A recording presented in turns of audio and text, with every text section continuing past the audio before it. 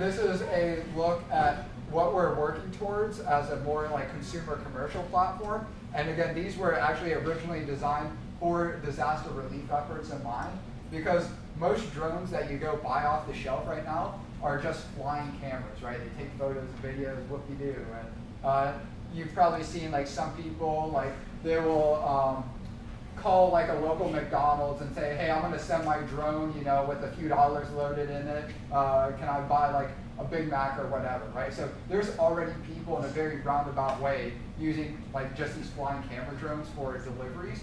But for this sort of like scale of drone to be used in like a natural disaster sort of environment, the drone needs to be designed not just to be able to carry a camera or other sensors, but also be able to carry cargo as well. And there's really no platform out there like that. There's like flying camera drones, there's delivery drones, there's agriculture drones, but there's nothing really kind of like a personal computer that can run all these different applications, plug in all these different peripherals into.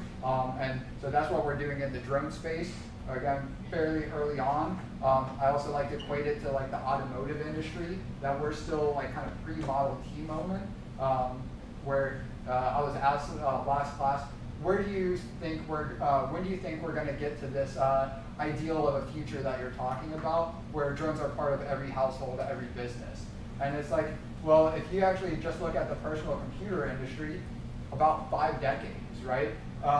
It wasn't until COVID, until like the last wave of adopters actually started using the computer on pretty much a daily basis, right? Where everyone had to start doing Zoom calls. Before then, maybe people got away just using their phone, you know, maybe on a daily basis, maybe use a computer once a week if they really needed to.